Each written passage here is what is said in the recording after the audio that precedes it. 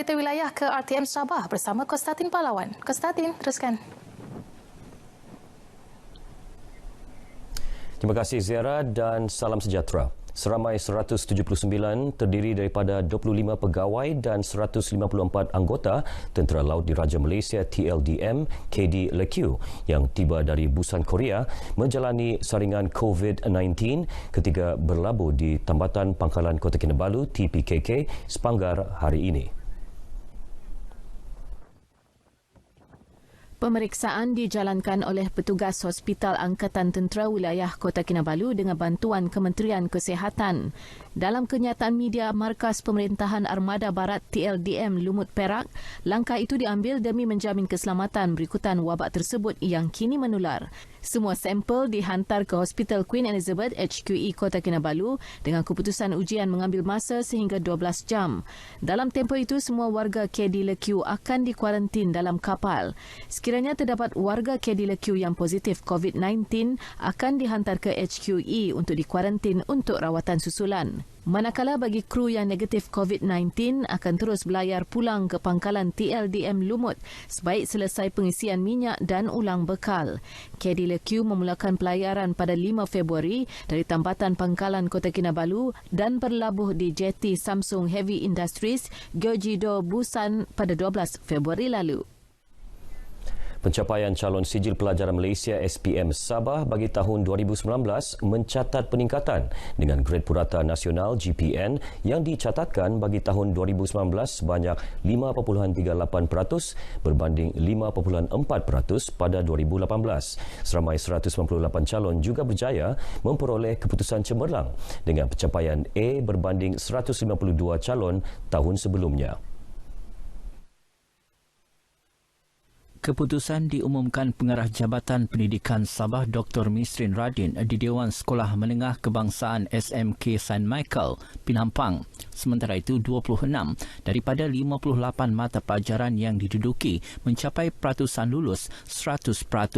Manakala calon lulus semua mata pelajaran dengan memperoleh sekurang-kurangnya E turut meningkat kepada 18,054 calon berbanding 17,420 calon pada 2018. Dalam pada itu, Sekolah Menengah SM Sains Sabah, Kota Kinabalu muncul sekolah cemerlang tinggi seluruh negeri dengan grade purata sekolah CPS 1.70.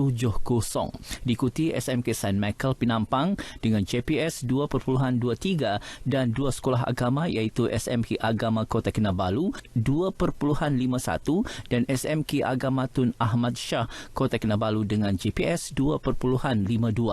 Sekolah berkenaan antara 14 sekolah yang tersenarai dalam Sekolah Cemerlang SPM 2019. Seramai 33,541 calon menduduki SPM pada tahun lalu. Dalam pada itu, Dr. Misrin turut mengumumkan Aina Zainatul Zakirah Ismail, pelajar Sekolah Menengah Agama Kota Kinabalu sebagai pelajar terbaik SPM 2019 Sabah. Aina berjaya memperoleh keputusan cemerlang 10A tambah dan 1A. Pelajar terbaik itu diwakili bapanya Ismail Daim kerana Aina kini sedang mengikuti program pertukaran pelajar di Arkansas City, Amerika Syarikat. Alhamdulillah, rahsia yang utamanya ketaatan pada Allah, taat pada bapa dan taat kepada ketaatan kepada apa yang diajar oleh semua cikgu-cikgu, terutama di Sekolah Menengah Agama Kota Kinabalu. Dua lagi pelajar cemerlang SPM termasuk seorang dari kategori calon istimewa yang menghadapi masalah penglihatan turut berkongsi inspirasi kejayaan masing-masing. Inspirasi saya banyak ke ibu saya, cikgu-cikgu kan, pergerakan. Orang saya tahu mungkin kan kalau pelajar celik kan dia boleh nampak dari jauh kan. Tapi saya terpaksa duduk paling depan kat kelas tu. Sometimes speknya kadang tak boleh bantu saya. Sebenarnya saya berasa sangat bersyukur dan gembira kerana dapat kejayaan ini. Saya pun tidak sangka saya akan dapat keputusan yang begitu baik. Sebenarnya bapa saya bukanlah seorang mungkin doktor ke peguam ke orang yang begitu profesional job lah. Tapi dia mempunyai satu semangat yang tidak berputus asa. Dan akhir sekali dari Sabah, puluhan obor-obor jenis Crambian mastigofera atau lebih dikenali sebagai sea tomato ditemui terdampar di pantai Tanjung Aru, Kota Kinabalu pagi tadi. Menurut Pegawai Bencana Operasi Angkatan Pertahanan Awam Malaysia APM Kota Kinabalu, Ezra Gandoi alias Daniel, fenomena obor-obor merah yang terdampar di pantai itu merupakan kali pertama berlaku. Bagaimanapun puncanya masih belum dikenal pasti dan sampel telah dihantar kepada Jabatan Perikanan Kota Kinabalu dan Universiti Malaysia Sabah untuk penyelidikan lanjut. Orang ramai dinasihat untuk patuh kepada amaran bendera merah yang dipasang di sekitar pantai sehingga keadaan air laut disahkan selamat untuk aktiviti pantai. Saiz dia lebih kurang saiz bola sepak.